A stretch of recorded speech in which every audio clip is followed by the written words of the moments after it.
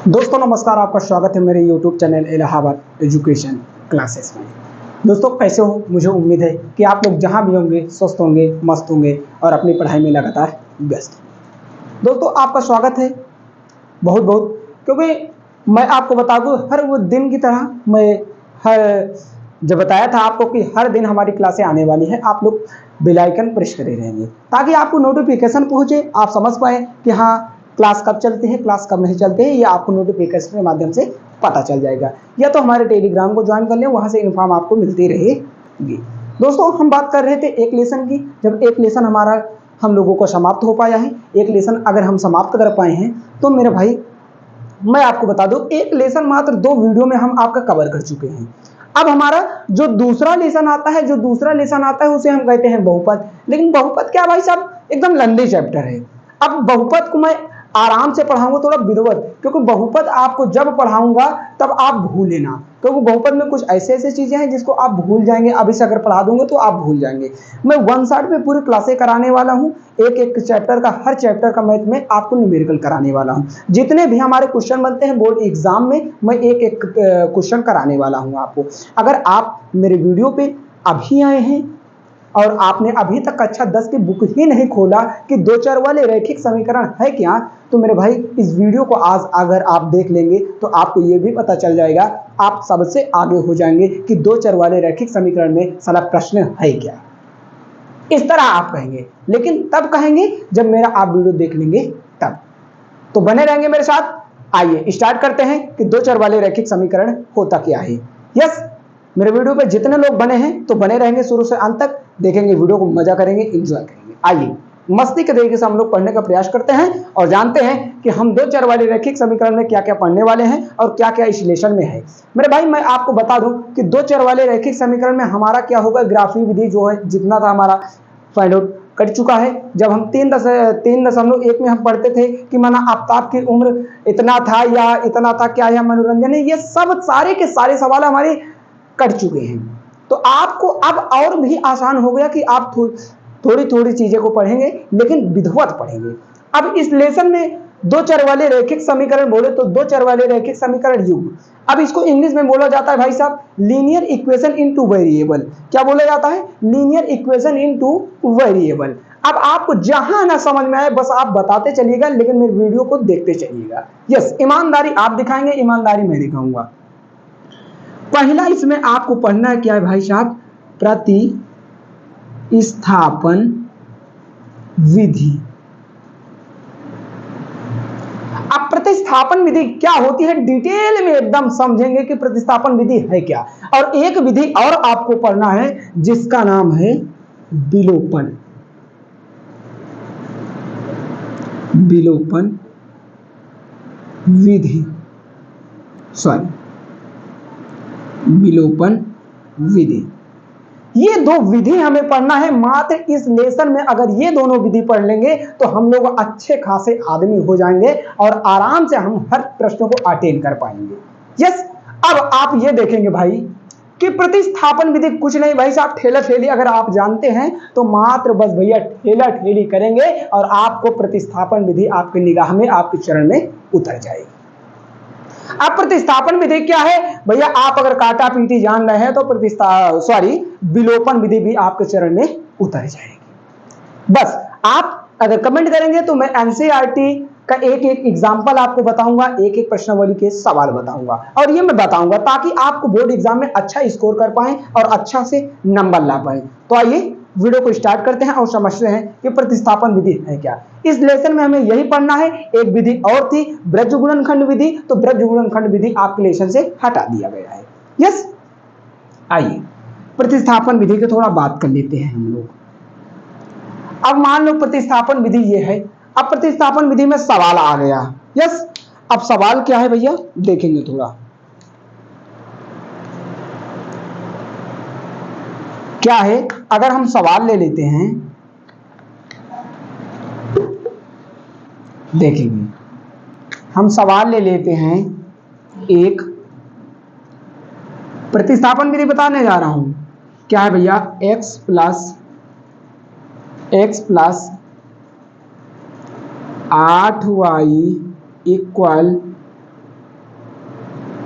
11 2x plus 11y equal 28। ये है हमारा सवाल कॉमन सा एक। यस, ये हमारा एक कॉमन सा सवाल है जिसको हम आराम से एकदम बेहतरीन से अंदाज में करेंगे। इसको 19 बना लीजिए 19। यस, अब हम इसे कैसे करेंगे ये देखेंगे एकदम आसान तरीके से। अब ये बताएंगे x plus y, x plus 8y equal 19 है, 2x प्लस 11y 28 है। अच्छा, जब 28 है तो आप ये मुझे बताएंगे भैया कि सबसे पहले आपको ये पता चलना चाहिए भाई साहब कि ये बहुपद है या समीकरण है। तो मेन एकदम फैक्ट की बात, क्योंकि हर बच्चे ये नहीं जान पाते कि बहुपद क्या है और क्या है हमारा समीकरण क्या है। भाई अगर आपको इक्वल लगा है तो आप उसे समीकरण कहेंगे, अगर यही रो में इक्वल ना लगा होता तो हम उसे बहुपद कह देते। क्या कह देते मेरे भाई? अगर इक्वल लगा है तो हम उसे समीकरण कहेंगे, अगर इक्वल नहीं लगा है तो हम उसे बहुपद कह देंगे। यस, तो इतनी बात मेरे बहन और भाई को सब कुछ समझ में आ गई होगी, मुझे उम्मीद है। यस, अब बात कर लेते हैं इसको हल करने की, एकदम सिंपल सा मेथड। यस, सबसे पहले हम इसे मानेंगे समीकरण 1, फिर इसे हम मानेंगे समीकरण नंबर 2। यस, समीकरण 1 मानेंगे, समीकरण 2 मानेंगे। अब हम लोग हल करेंगे, तो कैसे हल करेंगे ये देखेंगे। तो सबसे पहले आप ये बताएंगे x का मान यहां पे ज्यादा दिख रहा है या पहले वाले समीकरण में ज्यादा दिख रहा है या दूसरे वाले समीकरण में दिख रहा है। तो आप तुरंत छाप के बताओगे कि भैया x का मान पहले वाले समीकरण में कम है।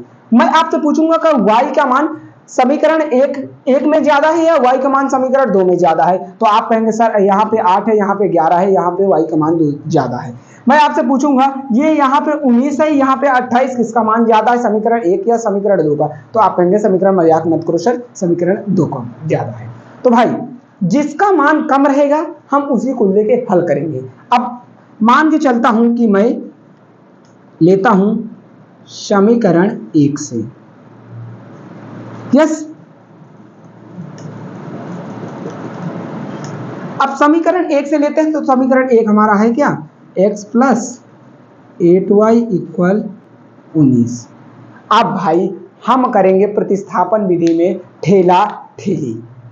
यस, देखेंगे अगर ये आपको पता हो रहा है तो मेरे भाई उड़ा देंगे। देखेंगे लिखेंगे x इक्वल, x का मान मुझे मतलब x बराबर मुझे निकालना है, y को ठेलना है, y को प्रतिस्थापित करना है, एक स्थान से दूसरे स्थान तक मुझे ले जाना है।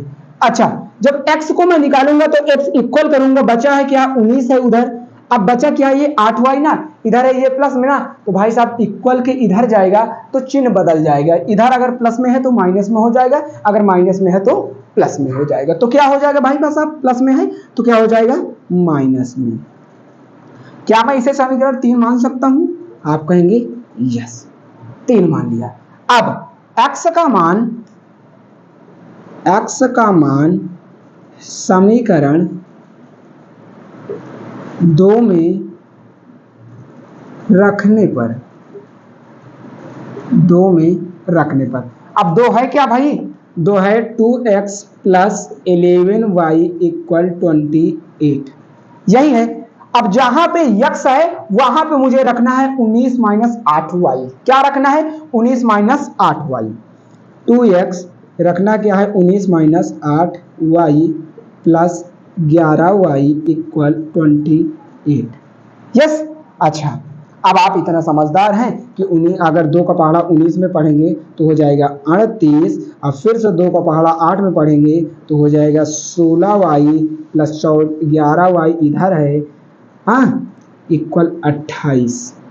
यस, अब भाई y को एक साइड कर लेंगे हम, तो 16 में से 11 जाएगा तो आएगा क्या, माइनस का 5y और 28 है, ये इधर प्लस में है, इधर आएगा तो माइनस में हो जाएगा, इधर बचेगा क्या, माइनस 5y माइनस 10, माइनस से माइनस बर्बाद, y बराबर 10/5, तो y का मान 5 दूनी 10। यस, तो मुझे उम्मीद है कि आप लोग यहां तक आराम से समझोगे। मैं देख लेता हूं एक बार यहां तक आपको दिख रहा है या नहीं। चलिए, दिख रहा है। तो y का मान, अब हमें क्या करना है भाई साहब, यहां से देख लेंगे y का मान समीकरण 3 में रखने पर। यस, 3 क्या है भाई?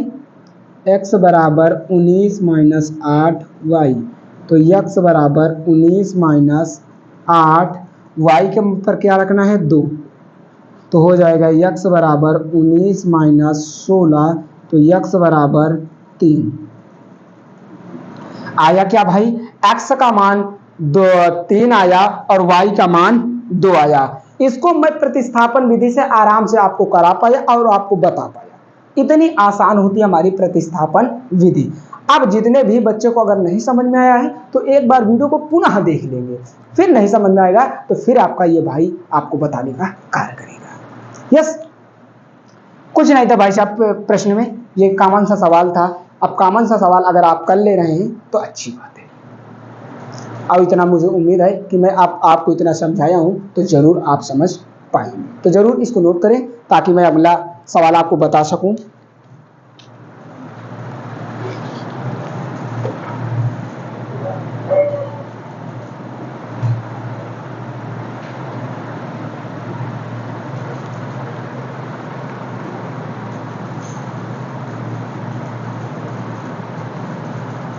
चलिए, मुझे उम्मीद है कि ये सवाल आप नोट कर लिए होंगे और आप बेहतर से इसे समझ भी चुके होंगे।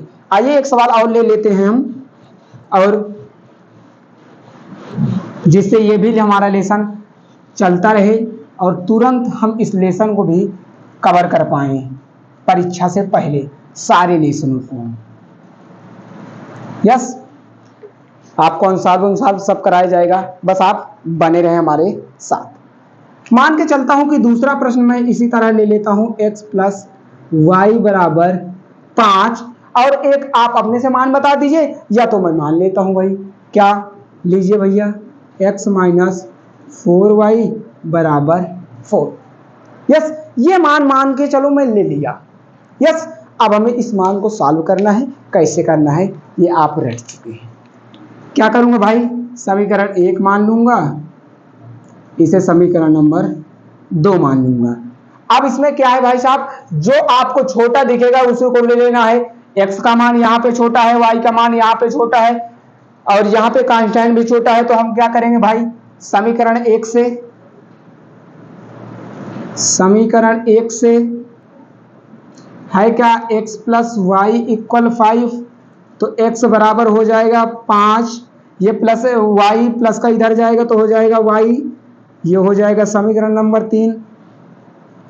x का मान समीकरण 2 में रखने पर, 2 क्या है? 3x माइनस 4y इक्वल 4, तो 3x के स्थान पर हमें रखना क्या है? 5 माइनस वाई माइनस का 4y इक्वल 4, 3 बचे 15 माइनस 3y माइनस 4y 4। अब इसको कर देंगे, इसको कर देंगे। यस, तो क्या करेंगे भैया? 4 और 3 माइनस माइनस प्लस, तो हो जाएगा 7y, ये है 4, ये है 15, इधर प्लस में था इधर आएगा माइनस में हो जाएगा, तो हो जाएगा 7y इक्वल 11, तो y बराबर 11/7। यस, y का मान क्या है भाई साहब? 11/7। अब यहां से हम लोग कर लेंगे, यहां से देखेंगे y का मान समीकरण 3 में रखने पर। अब समीकरण 3 क्या है हमारा? ये है x बराबर 5 माइनस वाई, तो x बराबर 5, ये क्या है? माइनस का 11/7। अरे मेरे भाई, या तो कक्षा 3 का सवाल आ गया, एक मान लेंगे, x लासा ले लेंगे 7 आ जाएगा, 7 का 1 में करेंगे तो 7 आएगा, 7 का ऊपर 5 में गुणा करेंगे तो 35 आएगा, 35 लिख देंगे। 7 का 7 से भाग करेंगे 1 आएगा, 1 का गुणा 11 में करेंगे कोई फर्क ही नहीं पड़ेगा। तो यक्स बराबर क्या कर देंगे भैया, यक्स बराबर हम लोग क्या कर देंगे भैया, यहाँ से 1 में से 5 जाएगा तो आएगा 4 और 1 में से 3 जाएगा तो आएगा 2, तो भैया 24/7। x का मान आया है 24/7 और y का मान आया है 11/7। ये हमारी थी प्रतिस्थापन विधि। अब प्रतिस्थापन विधि, अब मुझे उम्मीद है कि आप आराम से समझ चुके होंगे। मैं जब भी आपको प्रश्न कराऊंगा 1 या 2 जितने भी आपके प्रश्न बनते हैं एक एक करके आपको प्रश्नावली पूरी सॉल्व करा दूंगा वाला हूं। तो आप प्रतिस्थापन विधि मुझे उम्मीद है कि आप लोग समझे होंगे। अब मैं जब अगला वीडियो लेके आऊंगा तो आपको एक एक विधि बताऊंगा ताकि आपको वीडियो देखने में अच्छा लगे और आप परफॉर्म अच्छा कर पाए। तो अगला जो लेक्चर हमारे होने वाला है वो होने वाला है मेरे भाई विलोपन विधि पे। अब विलोपन विधि को इसी तरह अच्छे से मैं बताने का प्रयास आपको करूंगा। विलोपन विधि में कुछ नहीं मेरे भाई करना होता है, या तो x को गायब करना होता है या तो y को गायब करना होता है। बस आप ठान ले, अगर आप चाहे लेते हैं जब किसी से लड़ाई हो जाता है तो आप कहते हैं या तो उसे मार डालूंगा या तो मैं मर जाऊंगा। तो मेरे भाई विलोपन विधि में आपको करना है या तो x को मार डालना है या तो y को मार डालना है। सिर्फ एक को इंडिकेट करना है, या तो x को मारना है या तो y को। सिर्फ विलोपन विधि यही है और कुछ नहीं। तो मुझे उम्मीद है कि ये आराम से आप समझोगे। अगर कहीं भी आपको समझ में ना आता हो, कुछ चीज आपको डाउट हो, क्या आपको लेसन आपको चाहिए, कौन सा टॉपिक का वीडियो चाहिए, ये आप मेरे कमेंट बॉक्स में आप कमेंट करेंगे ताकि मैं आपकी भावनाओं को समझ सकूं और अब मैं आपको अच्छे से एक्सप्लेन कर सकूं। तो बहुत जल्द आपकी फिजिक्स क्लास भी मैं स्टार्ट करने वाला हूं, तो बने रहेंगे मेरे साथ लगातार इसी जोश इसी उमंग के साथ बने रहेंगे ताकि मैं अपने वीडियो को कंटिन्यू कर पाऊं और आप अच्छा स्कोर कर पाएं और आप अच्छे से अंक ला पाएं। तो बहुत बहुत धन्यवाद, बहुत बहुत स्वागत है। शुरू से अंत तक जितने भी भाई और मेरे बहन जुड़े थे उनके लिए बहुत बहुत तहे दिल से मैं स्वागत करता हूँ। इसी तरह मुझ पर प्यार और सपोर्ट बनाए रखें और मैं आपको पढ़ाता रहूँ। अपना भाई अपना यार मुझे मानते रहे। तो चलिए मिलते हैं कल के वीडियो पे। और आज का ये सेशन मेरा कैसा लगा, प्रतिस्थापन विधि इससे भी आसान अगर कोई समझाता हो तो मुझे कमेंट बॉक्स में आप जरूर बताएंगे। तो चलिए मिलते हैं कल के वीडियो पे विलोपन विधि के साथ। तो जय हिंद, जय भारत, वंदे मातरम।